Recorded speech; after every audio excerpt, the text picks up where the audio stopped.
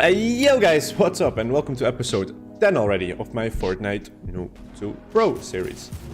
This episode will be about how to rotate during endgames, when playing scrims, tournaments, when there's usually just many people left in the last few circles.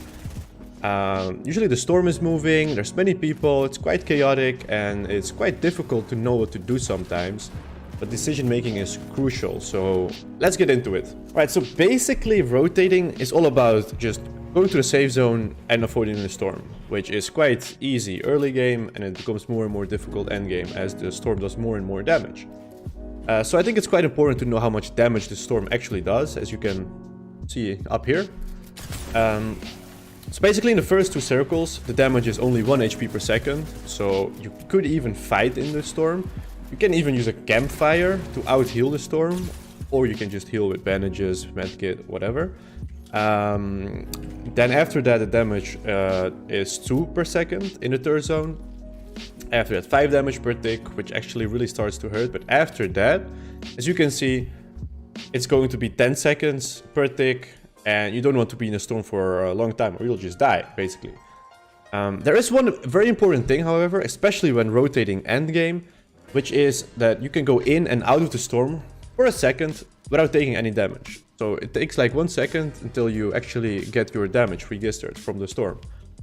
And the important thing here is when you're endgame and you go in the storm and out of the storm, you take no damage, but it's very difficult to see you when you're coming out of the storm. And also the other way around, if you're in the storm, it's quite difficult to see people that are outside the storm. So going in and out can sometimes be very important. For example, when you're gliding and you want to take high ground, you just go in the storm a little bit, you go out of it, and you can surprise your enemy. Just take that into account. Alright guys, I don't think this is my best game ever. I'm in quite a bad position. I have 9 HP, I just came out of the storm. I do have a chug, which is good.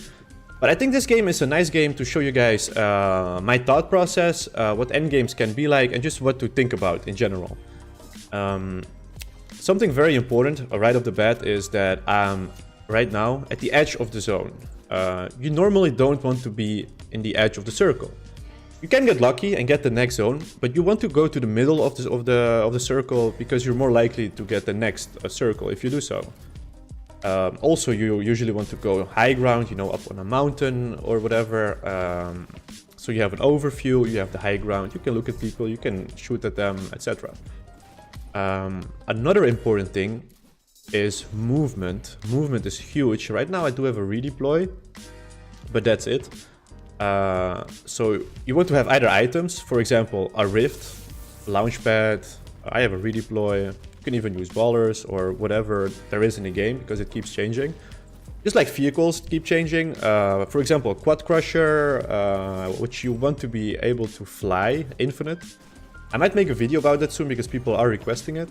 So Quad Crusher is good, ballers are actually OP now, hoverboards or whatever is in the game because it keeps changing.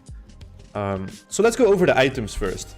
In my opinion, I would say the Rift is the best item in the game for, movement in general. Except when this happens. Oh.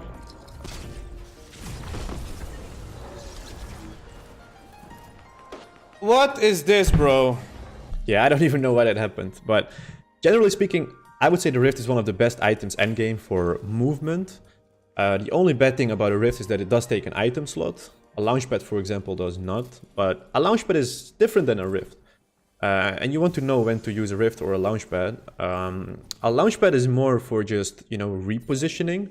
Just go somewhere else, to move to the zone or something like that. You also don't go that high with a launchpad as to compared to a rift.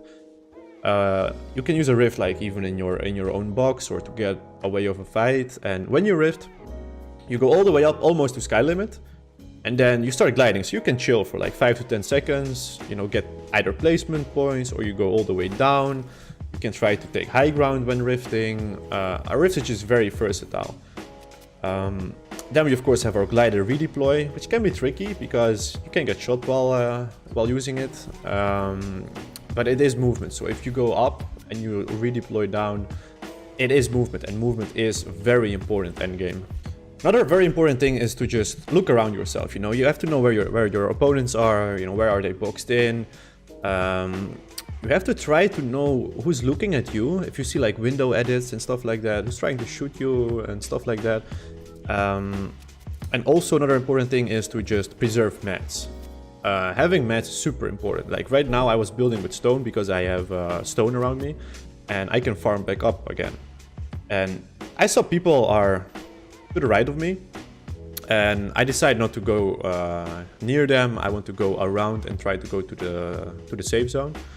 The only movement I have is a redeploy and I'm in a better position than I was before because now I can actually go to the middle of the zone. I don't want to wait here at the edge like the other guys. I want to go to the middle. So I have my redeploy. I just redeploy, hope to not get shot. I see a tree, I build with wood around it, farm back up, and I'm almost full of mats again. And I decide to just, you know, look around, see what's going on. Is someone coming with me? Is someone shooting or not? Because I want to go to the zone. I actually want to go more towards the center of the zone. And normally it's 9 out of 10 times it's better to go to the zone first instead of waiting for the zone to rotate.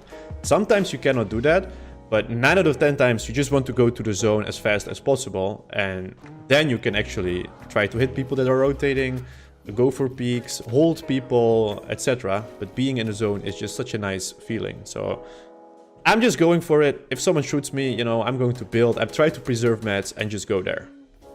Right, so in this next video, which is the game like right after the previous game, I do go to the middle of the circle. And I'm willing to actually waste some mats to build up, have a little bit of high ground, have the overview.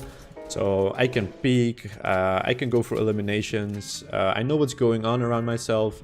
And that just puts me in a nice position.